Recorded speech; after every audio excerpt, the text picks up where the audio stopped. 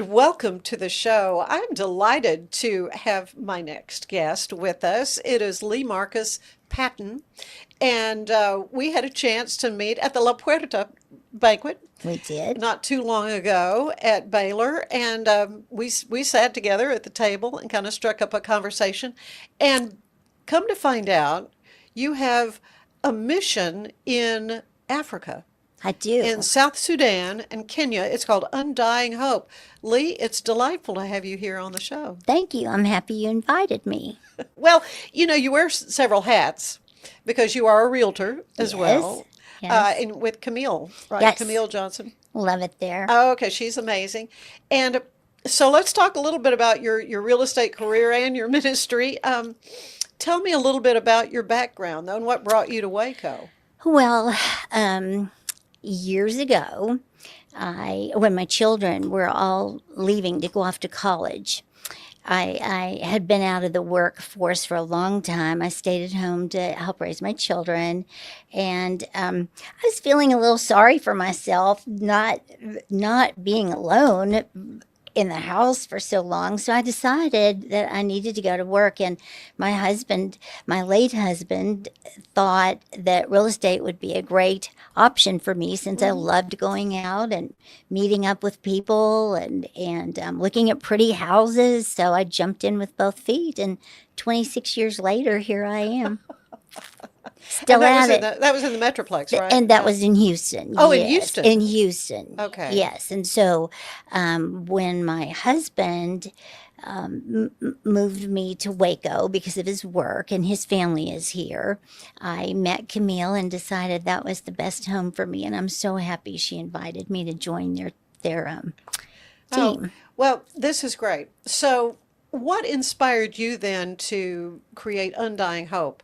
And what is that organization's mission? So the mission for Undying Hope is it's based on education, health, spiritual movement, and the it all started years ago when there was a civil war in Sudan, where you had the very radical Muslims fighting the Christians in the south, and a young man by the name of Teal was one of the surviving boys, lost boys of Sudan.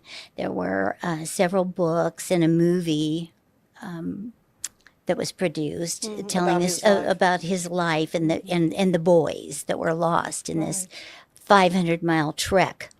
And so many of these young boys, their homes were burned and parents bludgeoned to death. And Teal was one of the few surviving boys left. And he decided that if he ever in his life to try to rebuild his country, he would definitely work on that. So Teal was one of a few boys that were basically adopted through a church in Bethesda, Maryland. And my friend, Dr. Charles Balch, who was a former UT MD Anderson Medical Center president, he kind of took Teal under wing and made sure he brought him to this country, made sure he learned how to speak English. Teal went on to graduated from high school, went on to college, and is just now completing his PhD.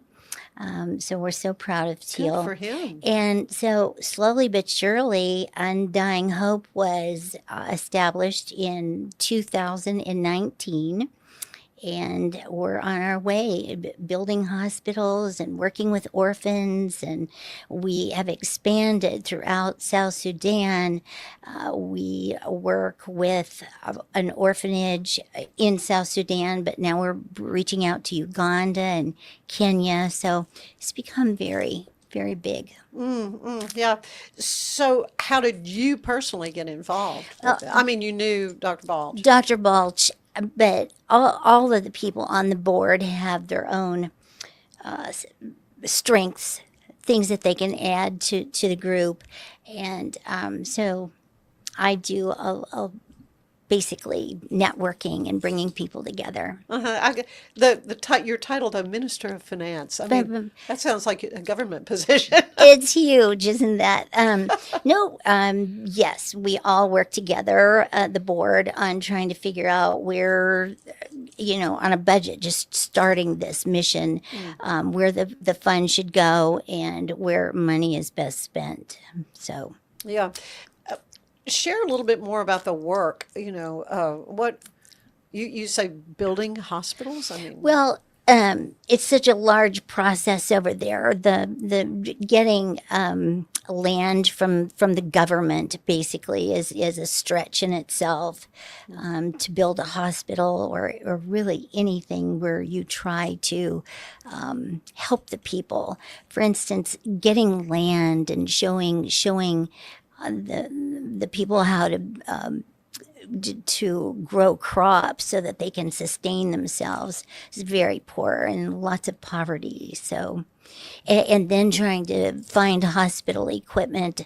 I was at a fundraiser one night and met a lovely woman in Houston who had an association with another nonprofit where hospitals take used equipment that is perfectly usable, but maybe slightly outdated, like a cell phone. The 13 works, but we want the 15.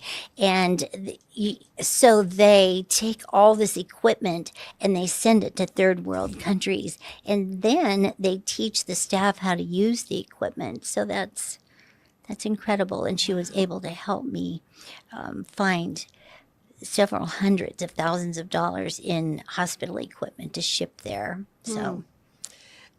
What are some of the biggest challenges that the people face there?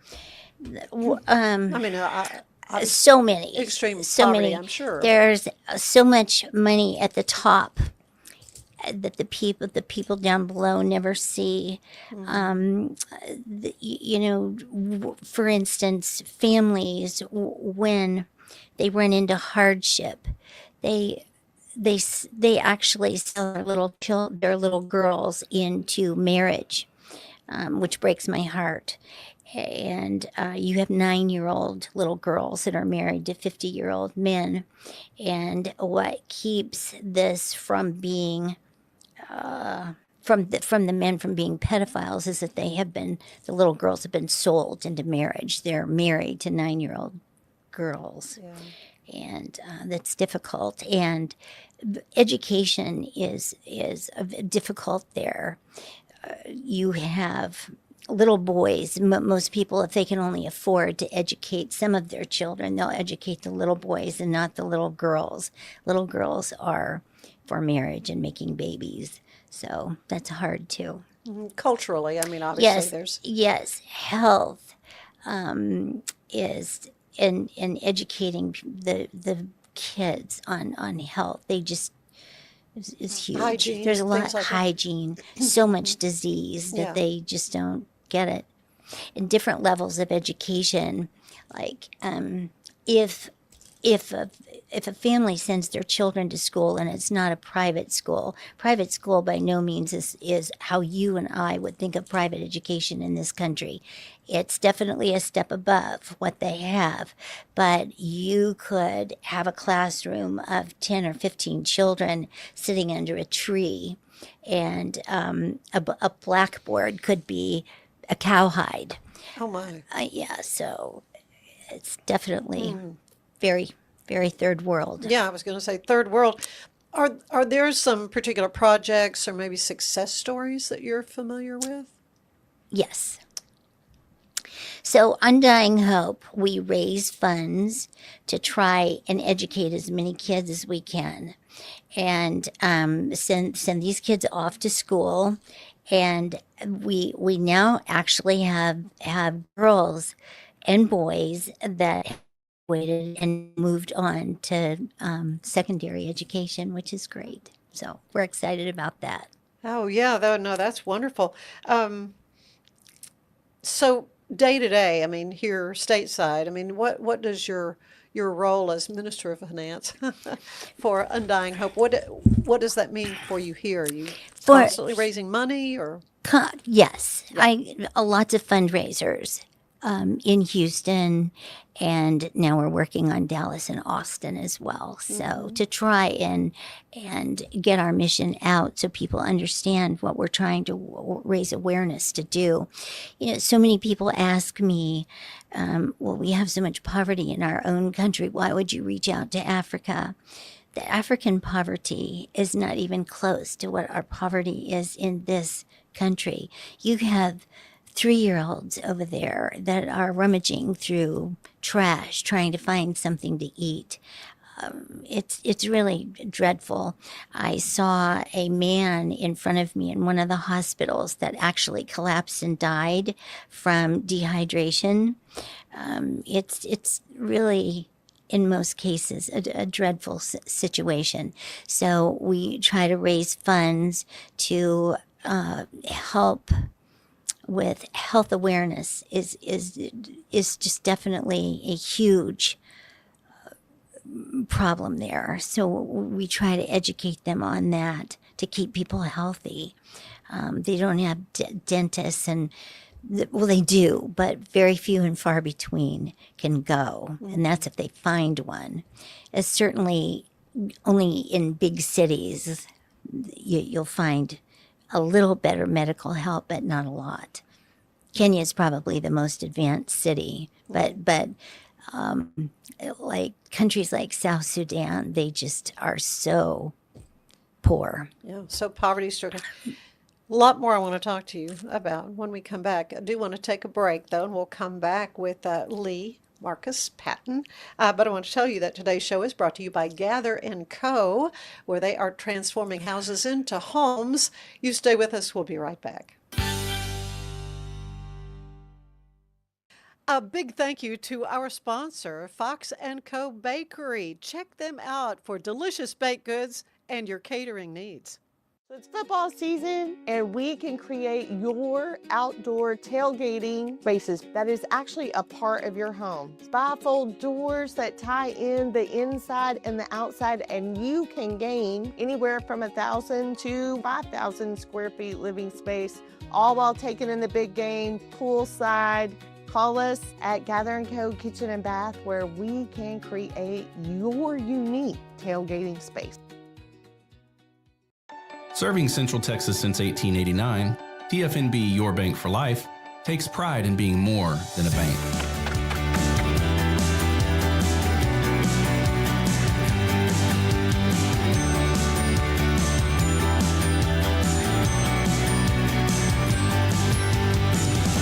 At TFNB, we remain committed to these principles. If you value them too, come join us. TFNB, Your Bank for Life. Hey Waco, meet your new favorite email. It's called the Waco Buzz, the local newsletter that skips crime and chaos and gets straight to the good stuff. New restaurants, hidden gems, weekend events, and stories that make you proud to call Waco home. It's quick, free, and written by people who love Waco as much as you do. Join thousands of neighbors who already start their mornings with the Waco Buzz at thewacobuzz.com.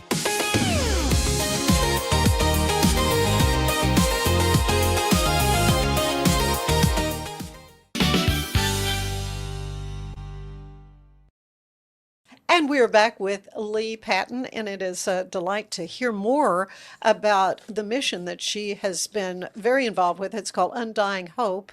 It's in South Sudan and Kenya, and it's really fascinating for me to talk to someone who's been there, boots on the ground, to see the level of poverty, the level of need. This mission is kind of multifaceted, from what I can tell. Yes. From medical kind of aspects to education. Spiritual development. Right. So I wanted to talk about, are churches kind of coming on board with you? Are you able to? Yes. Churches are coming on board with us slowly. There's a Presbyterian church that runs the orphanage for girls in South Sudan, and they have come on board. And now we're, like I said, branching out to other countries like in Uganda and in Kenya. So we're working on that. Yeah. What lessons have you learned in working in Africa, and how often have you been able to physically go? I go at least once a year and Mm-hmm. twice if I can. But so much of the groundwork is done here to help them there. Um, what have I learned? I've learned that in life, I think all of us have an obligation to try and help whoever they can. You know, we are so blessed. It's incredible for me to go there and almost feel the guilt that and overwhelms me that I can get up in the morning and choose what dress I want to wear or what pair of shoes I want to wear, and then saunter out to the kitchen and decide if I want to eat Cheerios or do I want to make eggs and bacon. They don't have that luxury, and most of them live, if they have anything, it's a hut, not a home, with dirt floors. But they are very welcoming, and I cry when I leave there because I love these people so much. The children just drape their arms around your neck, and they have so much love to share, and it's a beautiful thing. Yeah, I'm sure it is so heartwarming to you when you're able to go. Um, how do you balance, your work, what you're doing to kind of set the groundwork and so forth for Undying Hope with your real estate business, with Well, the other things that you do? real estate business is my everyday life. Uh-huh. In Undying Hope, I do that by night and Okay. real estate by day. So it's a great balance between family work and my work and my mission work. Uh-huh. Uh-huh. Um, what do you love the most about helping people as they're looking for a home here in Central Texas? Well, you always feel like you're helping people. And what new realtors don't always understand. They get in thinking, "Oh, this is going to be so much fun helping people find their new home." And for the most part, it always is a joy for people to find their new homes, but so often you run into sickness and divorce and death, that you have to be very transparent, and you have to show a lot of compassion and spend time with these people to really understand, why they're hurting, or actually embrace their joy too. So it's Yeah, the real estate market has certainly changed in the last few years. it has. So, yeah, just your observations on where we are now. I did ask, I had Camille on not too long ago, and I You asked her the did. same question, what she was seeing. Well, what I'm seeing is we went for so many years as a seller's market Yeah. with multiple offers on homes I when know, it was crazy. interest rates were lower. But then when the COVID changed a lot too. I have to say the pandemic changed, and then the interest rates went up, and it changed really from a seller's market to a buyer's market. But slowly but surely it's really coming back, and we have so many Californians moving to Texas now. I mean, lots of Californians moving here, so that's Maybe a it's lot more New Yorkers too. probably so. Probably So so. we'll see what happens. So, just what is it you love though about helping people with? Oh, getting to know them and Yeah. making friendships. I was going to say, I bet you make Oh. lasting friendships with your lasting clients. friendships. So many of them, I go to their children's weddings, and I can drive, especially in Houston, just learning my way in Waco, but I can go by almost any given street in my community and know the last three owners and their dog's name and the children's names and where they went off to, because they keep in touch through email and Christmas cards, and it's a lovely. Facebook, social media is always a good way to keep Yes, up with people, I think. absolutely. Yeah. Yeah. Um, back to Undying Hope. What are there some projects or goals that you have in the next, say, year or so? What is it you're hoping to be able to, for the next time you go, you say you try to go each year. Is to for me is to try and raise enough money so that we can add more and more scholarships. And now they're trying to teach in the schools awareness about growing so they can be self-sustaining and crops, and that's definitely, I would have to say education, raising money for education is top priority for me. How can people here locally help get involved and help you with what And you're there's doing? so many ways. You can go to undyinghope.org and read all about the organization and their outreach programs. And it's extensive, it's amazing, and there are so many people that are jumping on board. And to go there and actually see what the organization has been able to accomplish just since 2019 is incredible.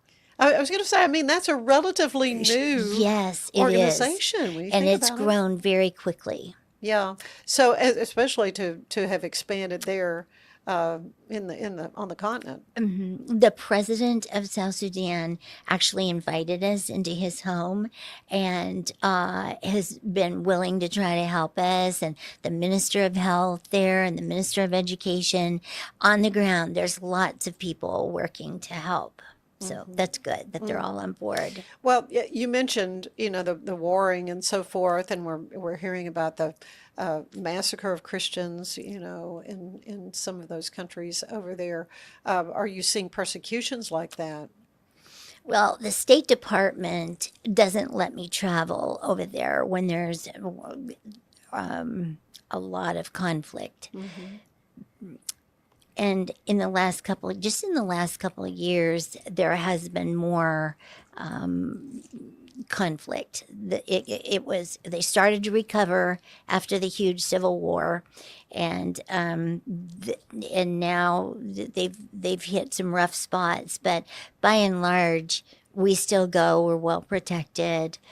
There is a certain element of danger when you go, but they make sure that we are safe when we're there. So Wow. Yeah, that's interesting that, you wear flak jackets. Is it that kind of, it's armed. you have guards? I have guards. Yes. Yeah, you have armed Yes. guards with you. But I want to say one thing. So on my first trip, I had friends, even my husband tried to talk me out of it. And I don't know what it was, but on my way to the airport, it's like I prayed about it. Yeah. I had an amazing weight lifted off my shoulders, and I just knew that that's where God wanted me to be. And that's still my contention. I feel like I'm in the right place. Yeah, the So safest place is in the center of his will. I don't worry when I'm there. I know that Really? it's where I'm supposed to be. Yeah. Yeah. Well, I know you've made lasting friendships over there. Yes, most definitely. Yeah. What is something you want our viewers and listeners to take away about Undying Hope today? I want them to know that God put us all here. And some of us suffer more than others. And if they can just reach out, and not just financially, but I mean just be kind to people that need help. That's what my wish would be. I like to end these little visits with a sort of a questionnaire similar to the one the late, great James Lipton used on Inside the Actor's Studio. So, Leigh, I'm going to ask you some questions. What is your favorite word? Hope. Faith. Yeah. Undying, as in Undying Yes. Hope. Yeah. What is your least favorite word? Can't. I hear that a lot. Can't. Yeah. I hear that a lot from people. What turns you on creatively, spiritually, or emotionally? Helping people in general. I'm definitely an advocate for philanthropy work. Um, I would have to say that. Yeah. And Well, and in your real estate business, some year you're helping people. I mean, it's and I think a good thing to teach our children also is make no small plans. Think outside of the box, what you can do, not what you can't do. yeah, yeah. What turns you off creatively or spiritually or emotionally? I think what turns me off spiritually are people who, gosh, I hate to say this, but I think what turns me off are people that pretend to go out and be people that they aren't on Sundays and then go home and don't practice their faith in their family life. Kind of Be- frauds. Yes, Yeah. that's a huge turnoff. And what I like are all the people that go out and try to just make our world a happy place. Yeah, yeah. What is your favorite sound? What is my favorite sound? Music. Yeah. Music makes me happy. All kinds of music. I love country music. I love Louis Armstrong. I love all kinds. Oh, good. What is your least favorite sound? My least favorite, would be this. Least favorite sound, probably a bang, of the sound of a bang. Like Yeah. A loud jarring. kind of a noise. large jarring. Yes. Yeah, yeah. You're a realtor, a missionary. What job would you like to try or like to have tried?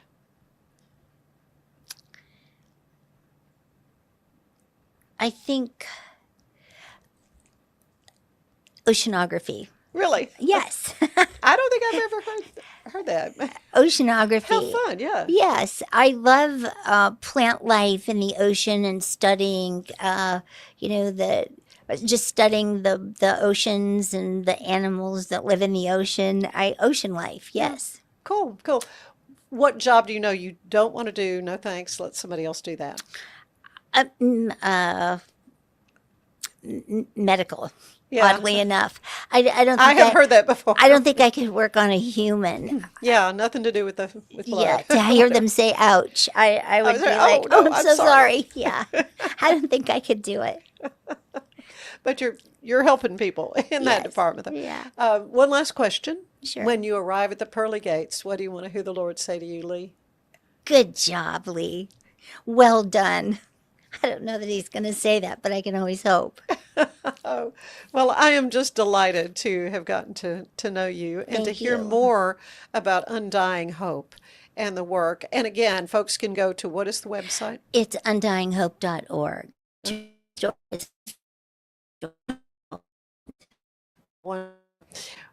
Appreciate you. Thank Thank you. you so Thank you much. so much. Yeah.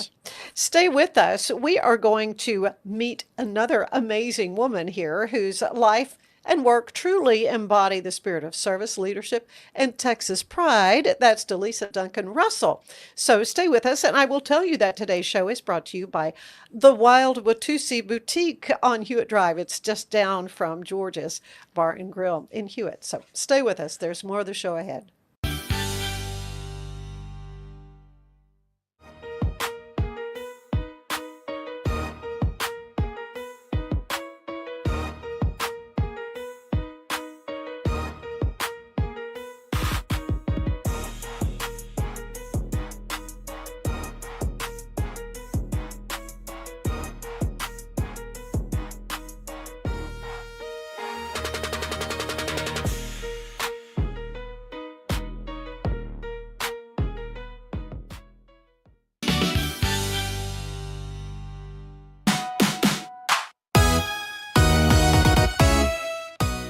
Get ready for a morning full of fun and friendly competition at the City of Woodway's first annual Family Field Day on November 22nd from 9 to noon at 9001 Bosque Boulevard.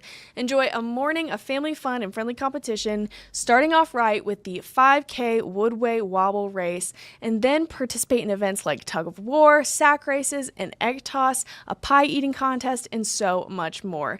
Grab a t-shirt, food truck treats, and create a craft to take home. The Austin Avenue Art Fair is coming to us November 22nd and 23rd. It is back for its third year, taking over downtown with the annual celebration of Waco's arts and culture. All weekend long, you can get to know Waco's talented artists as you explore both artist booth and enjoy live music from local bands. The Art Walk of Waco involves local businesses in which they host artists to create, display, and sell their work. And there's also going to be an art duel in which artists compete in a timed event to see who can create the best winning masterpiece. And you get to vote on your favorite. I'm Elizabeth Riley with Act Locally Waco, and I will see you next time.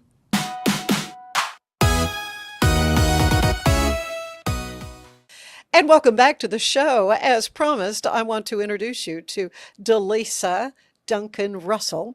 And it's just a delight to have you back. I mean, it was a long time ago. You were on the podcast 5 years ago. I don't know. It doesn't seem like it was that long but ago. But it was COVID. Yeah. We were in COVID. I can't believe that. And yeah. But the reason you reached out to me because you have recently been commissioned as a Yellow Rose of Texas. Hence the beautiful shirt that you're wearing. Thank The you. highest honor bestowed on Texas women for exceptional community service, advocacy, and preservation of our state's heritage.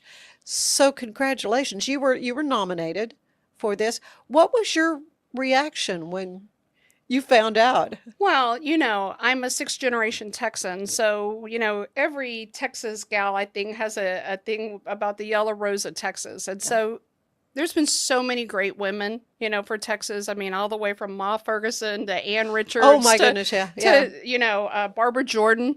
So many great examples and everything. But I'm very humbled by this. I've gotten to do a whole lot of wonderful things, and I know we'll talk about that. But it's really a we award, in my opinion, not just a me award, because I've just been so lucky that I've gotten to work with so many great groups of people to do that. But it was an honor. I'm still kind of flabbergasted by all of it, but I'm at the same time very excited. So how were you notified about it? How did you find out? Well, my husband's not the best secret keeper and everything. And sometimes, sometimes he lets little things slip. But after he left Waco and everything, Dr. Michael Russell, after he left Waco, he went on and started doing things. He was the police officer psychologist in Houston. To become a police officer in Houston, you went through him, and then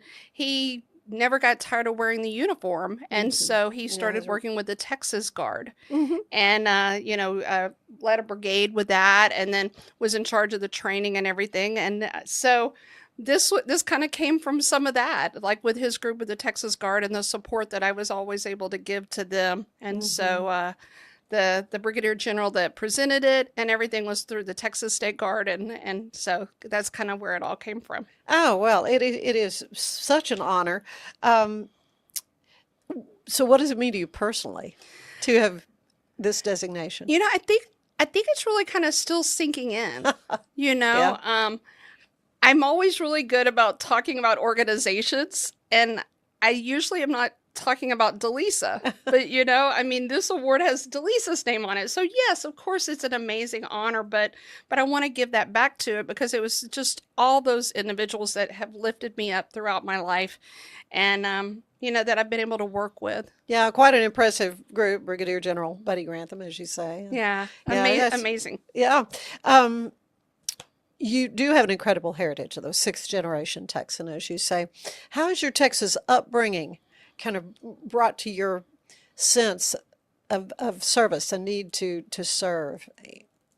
Yeah, my ancestors go all the way back to the Alamo. We have some people buried at Really? the Alamo. And my daddy was a rancher. My daddy was a In rancher DeKalb? in DeKalb, Texas, outside of Texarkana. We always were told that it took everybody. When you grow up on a ranch, it takes everybody to do the work. It's not just one person. And so really from the get-go, it was about that. It was a get-go from the get-go in school. I was so lucky to be a part of a lot of organizations in school. My church was very important. The organizations that I worked with, I mean, our high school band was like the band, that we were in, and I got to be the twirler for that. And so, there's never been a time that I think that there was time for grass to grow underneath your feet. There's always something that needs to be done. And, we Texans, we like to believe that, the world revolves around Texas, and then, It doesn't? so I still believe that. Right? Really? But I think that, you're always being taught that there's something that you can be doing. Yeah. There's something that you can be doing to make your community better. To make the organizations better and everything. And so, I learned that from the cradle. I believe. Well, your parents, an Army veteran. Yes. And your mom, a music teacher. Yeah. Yeah, so they clearly instilled those values in you. Yeah. And growing up in a little bitty town, I joke, I get excited everywhere we go because I grew up in a one red light town. The highlight was going to eat pizza at the junction and going to the Dairy Queen for ice cream. But it was that small town. Of course, there were always rivalries and different football teams and different things like that were right around there. But we were a group. It's interesting. I just went to my high school reunion a couple of weeks ago, and it's still like that. It's still like a family. And I think that no matter how big you get, I went to the big city of Houston, right, at a time that it was a big city, and what we learned was that during COVID, it took all of us coming together, just like that little small town that I grew up in, to really make a difference. So. Yeah. I mean, you mentioned reunion, of course, school and church and all that. So it just, these kind of fed into your lifelong calling of service. I really, spiritually, my spirituality is really important to me, and I joke that I've only applied for one job in my entire career, and it actually was when I was at Baylor. I needed a little extra spending money to eat, and so we all like to eat. Yeah, we always like to eat and everything. And so I applied out what at that time was Brazos Psychiatric Hospital. It's the DePaul Hospital, and I really do believe that if you say that there's a higher power, God, however you want to say that, that higher power has always put me where I need to be.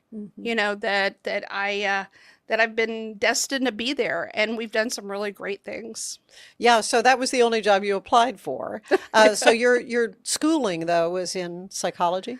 Well, I went off to Virginia for my undergrad. I went to Virginia, and but my father passed away right whenever I went to school, so we had to come back to Texas and everything to be there for the family.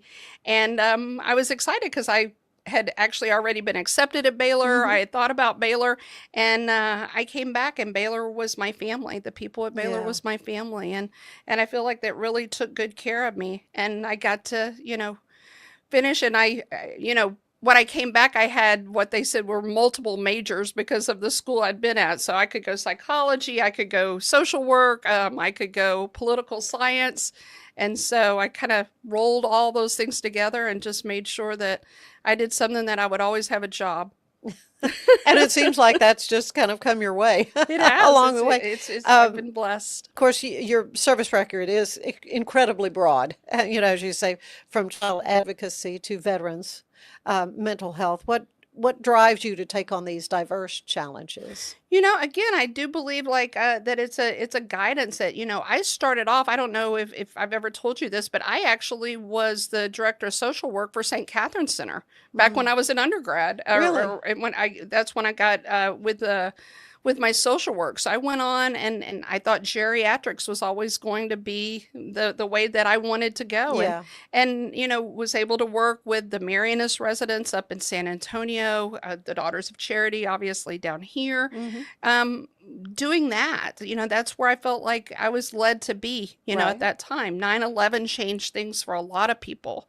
And that was really whenever I got involved with the active duty. And, when people were deployed, we had great resources with the Department of Defense, but they were deployed. And so we worked together. One of my really good friends, Matt Wilburn, in San Antonio, and started the first civilian collaboration with the Department of Defense in San Antonio, Military City, USA. And so even though I wasn't serving in the military, I absolutely felt like that's what I was doing during that time, because there were so many people coming back and they were broken and they needed the help. So in the involvement of that, in the process of all that, I met my husband not as a patient, or people go, wait, did you meet him there? No, that wasn't qualify that. Yeah. So I want to make sure that we know that. But no, he was working for the Army Surgeon General, and some people that we knew actually hooked us up on a date. They thought we would actually clash and kill each other and everything because we were so different. Strong personalities. Such strong personalities, but it worked because he really does have that servant's heart. And, I think that a lot of things that kind of came after that was just the fact that I met who that person was that I needed to be with, and we were able to do it together. And that's what led us to Waco, and the One Stop. Well, I was going to say, you did groundbreaking work with veterans, and that helped to launch the Veterans One Stop here in Waco, leading early PTSD initiatives. Really learning that during the Iraq War, having the opportunity to study under people like Edna Foa, who did prolonged exposure, and Kate Shard that had CPT, which are really still like the leading things in working with trauma with PTSD. But, whenever I left San Antonio and came to Waco, and the whole idea was kind of going around about the Veterans One Stop and what else we could do, I really do believe, again, that was a divine thing that just kind of came to play, because you came in and the groundwork had already been laid for a lot of it. But getting, talk about getting the right team, really getting all the people together and getting the veterans excited. I love the back of our T-shirts. It said, thank you for your service. We still need you.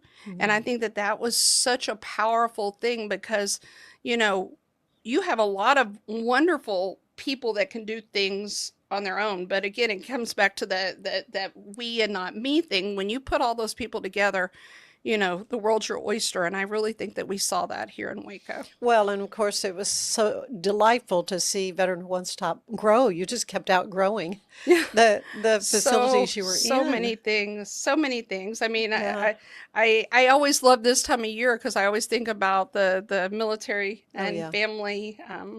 Thanksgiving. I think the last year was 1,000 people. I think, weren't you serving mashed potatoes or something? We were there serving, and we were doing live shots, and it was the kitchen angels. It was amazing, and everything. The Kyle family and the gym and just everything. Just the wonderful people that I got to serve along with that, and taking that on to Houston. Whenever you take on a CEO position in a hospital and everything, I reflected back on all those lessons I learned, running a nonprofit, and we needed that definitely during COVID. Well, there's a lot more I want to talk to you, DeLisa, about the Veterans One Stop, but also, you're moving out of Houston and what you're doing there. We're going to take a quick break, though, but I want to tell you to save the dates. December 3rd through the 7th, the Clifton Chamber of Commerce invites you to celebrate with them a Norwegian Christmas. We will be back with more of the show right after this. Natural Cycles identifies your fertile window by analyzing changes in your temperature. Just measure in the morning, add your temperature into the app, then learn which days you can and cannot get pregnant. It's that easy. Learn more at naturalcycles.com. It's the Restore Clarity Focus Patch, my little secret weapon for staying sharp, focused, and on task. Each box comes with simple instructions inside, so you always know exactly how to apply it. Each patch lasts for 3 days. I love that I can wear it all day. BadCreditLoans.com is a pioneering service provider that has carved a reputation in the financial industry. Simple, fast, and reliable loan application process. And its commitment to responsible borrowing makes it a trusted partner in the journey towards financial stability. Experience the perfect blend of exquisite craftsmanship and life-changing technology with Gevi. Every product is built with precision, featuring specialized parts that ensure durability, efficiency, and safety. Upgrade your everyday with Gevi. Visit us at gevi.com to discover more. And I am back with DeLisa Duncan Russell. We've known each other, gosh, since the KXXV days. Oh, yeah. You would come to the station. We talk about Veterans One Stop. And what an amazing thing that has been. Do you have some stories from that time when you were here with Veterans One Stop you can share? Oh my gosh, there are just so many. I mean, I think that you know, I remember what are we going to do with this building? You know, Yeah. I think I could say this, we were between the flea market and the strip club. Like, what are you gonna what are you gonna do with this building, right? And it just turned into a magical place Yeah. that more and more people, you know, wanted to do something with.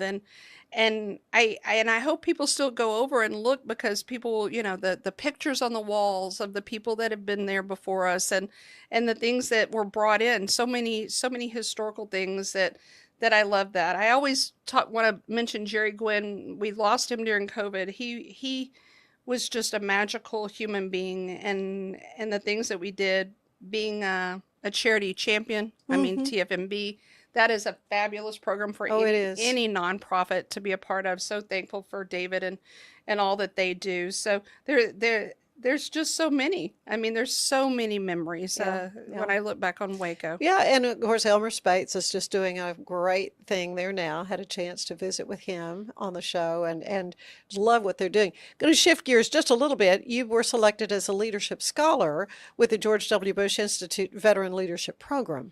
Tell me about that. You know, that has to be probably, you know, you say that I've done so many amazing things, but the veteran leadership program that George W. Bush has done, and actually there's applications that are going out for this next year for anybody that's listening to this that wants to apply.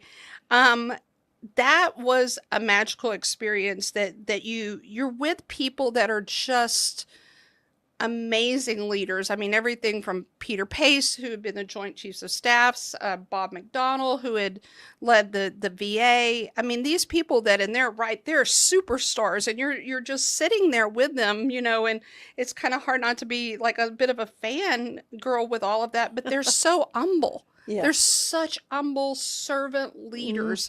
And, you know, the Bush Institute, they have a magic there. I don't know how they do it, but they put together a group of individuals that in their own right that they've done things, but that they're all different, you know, some different political philosophies, everything else, but you learn to work together, because the work that you do as a group can do such great things. And we call them cousins, you know, because they're family once you do that together. You know, I have cousins that are writing books now and doing so many amazing things, and being a part of that organization is just it changes your life. It really does. Yeah. Well, as an LPC supervisor and mentor, you're helping to kind of shape the next generation of mental health professionals. What advice do you have for people who want to go into this field? You know, I talk a lot about teamwork. You know, I mean, yes, you were a therapist and you're a one-on-one doing private therapy, but I think that having your mentors, really having the people that you can bounce things off with. I mean, we're living at a time that a lot of people have trauma. You know, a lot of people are suffering, and I think that having that group together that you can process.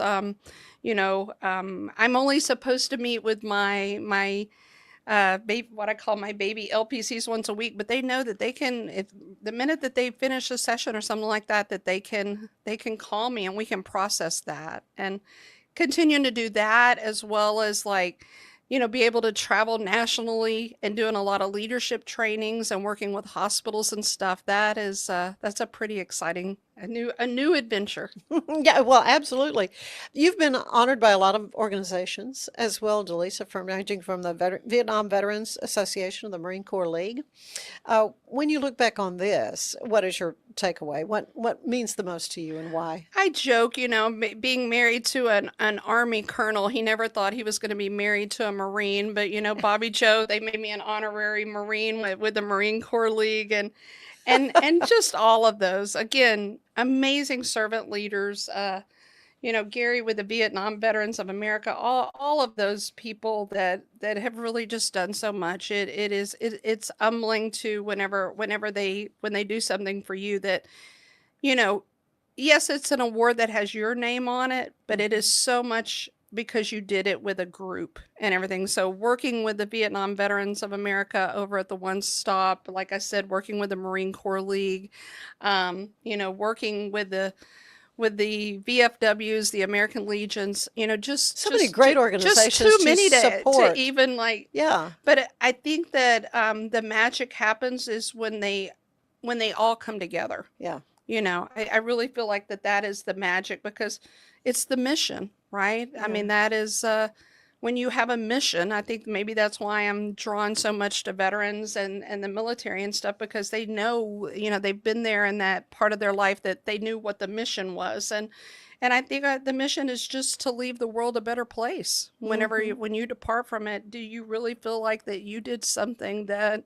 you left the world a better place? Yeah. Speaking of your relationship with your husband, Dr. Michael Russell, you share a deep commitment to all things military and your faith. How has this strengthened your marriage?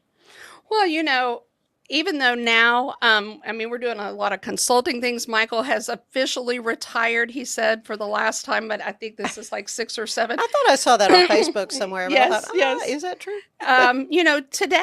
Today when I'm here with you, what is Michael doing? He's serving at the Montgomery Food Bank, because we're concerned about, with the governmental shutdown, how is this impacting people to be able to put food on the table. So right. So it never stops, whether I'm working for an organization or I'm consulting or whatever. I think it's just who we are. And I think that, again, that's the magic with Michael, is because he has that servant's heart as well. And we just want to know that we're contributing. Everybody can.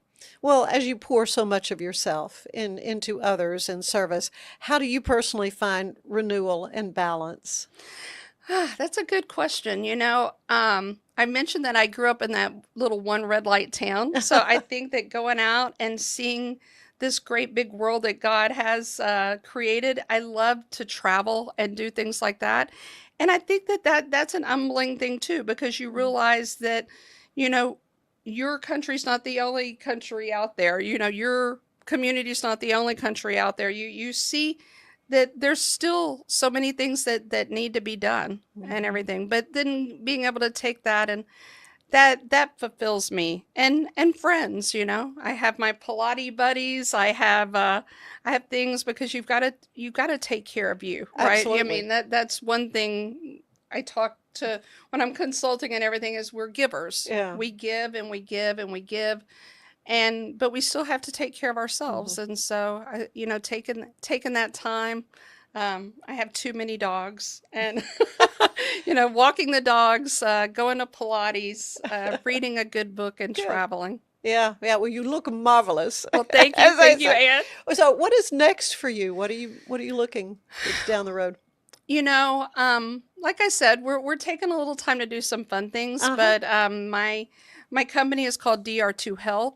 And so, taking the things that I learned in being part of the Bush program, as well as like all the amazing organizations that I've been able to lead, and going in and helping other leaders really learn the lessons that it took me a while to kind of to get it together, learning about collaboration, really learning about teamwork, learning that to be a good leader, it doesn't mean that you're at the top of the pyramid. Really, I think it's about inverting the pyramid, because we are, if you're a good leader, you're supporting everybody that's on the bottom and they're on the top. And when you do that, you can make some great changes in the world.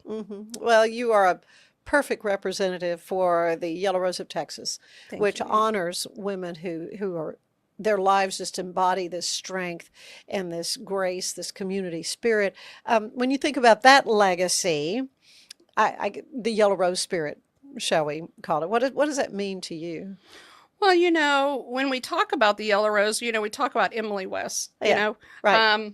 What did she use to distract Santa Anna? We don't really know, right? But you all have a talent. We've heard all kinds of things. We've all heard different things. But I think that, that for the young women that are out there reaching in, and what is your talent? Is mine the gift of gab? Or, I always say I've had jobs that I got paid to love people all day long. What is your gift in giving back? And, I want to represent the great state of Texas. I hope that what I'm doing, has made my mama proud. She's a good Texas gal too. And my grandmother and everything. And just taking that and saying, what is your gift? Because whatever your gift is could be life-changing. And that's what Emily West did in becoming the Yellow Rose of Texas. Yeah, your message of encouragement then to Texas women. Yes, absolutely. Absolutely. It's a time that find your gifts, male and female, find your gifts and use them for good. Yeah. Well, we are in November, and I just think the whole month of November is a great time to honor and recognize our vets. So any closing comments you have about Veterans Day that we saw right a week or so ago? So many things. I always think of Robert Carter this time of year. I know. And starting the Veterans Day parade really here in Waco, and that's always just been an amazing event. Yeah. And the banners now up Austin Avenue. Beautiful. If you haven't had a chance to see them, they are great. Elmer had told me about what the plan was to provide those banners. I think that's They fabulous. are delightful to see them. I mentioned that the applications are out right now for the Bush organization, that anybody wants to be the Veteran Leadership Program, that is out there.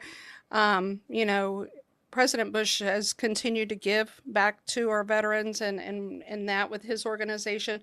So, I think every day's Veterans Day at my house. I'll bet it is. Every day's Veterans Day at our house, and the love that I have for them, because, their family, military family, is always family. But I do encourage people to think about those that right now, like I said, my husband's volunteering at the food bank. Yeah. We have so much to be thankful for, and I think that just continuing to give back and being thankful that you have that opportunity to do that. Yeah. Well, you are just doing it all so beautifully, and I appreciate you so much, DeLisa, for coming and spending some time. I know you got a lot going on, and it's just great that you could spend some time with us. It's always a wonderful opportunity to come back, and I'll go see some of those veterans that I love so much while I'm in town. And Waco, wow! Every time it's when you pull into town, it's pulling into home, and it's the people of Waco. It's such a fabulous community. It's a great state to live in. Waco's a great city to live in. Love that. We're out in Magnolia now, which is outside of the Woodlands, but part of the reason that we love the actual community named Magnolia. Yeah. I mean, that's beautiful. Great people there. There are wonderful people, and so I'll just always keep it open. What's next, God? Yeah. That's what I just keep asking. Yeah, he just keeps opening doors for you, and you just walk right through them. But we will claim you as our own anytime you come. I will take that. Come back to town. We appreciate that. Thank you, so DeLisa. much, Ann. Thank you. Stay with us. There is more of the show ahead, and I want to tell you today's show is brought to you by Fox & Co. Bakery, where we bake foxy things. You stay with us. I know you're gonna love this Kodak Dot Plus printer. You guys just connect it to your smartphone. I can assure you, you are going to love this printer as much as my family has. You guys have to check it out for yourself. At Fullwell, we bring together the expertise of registered dietitians, MDs, and OBGYNs to give you the best fertility support. Fullwell, your trusted partner on your fertility journey. Visit us at fullwellfertility.com.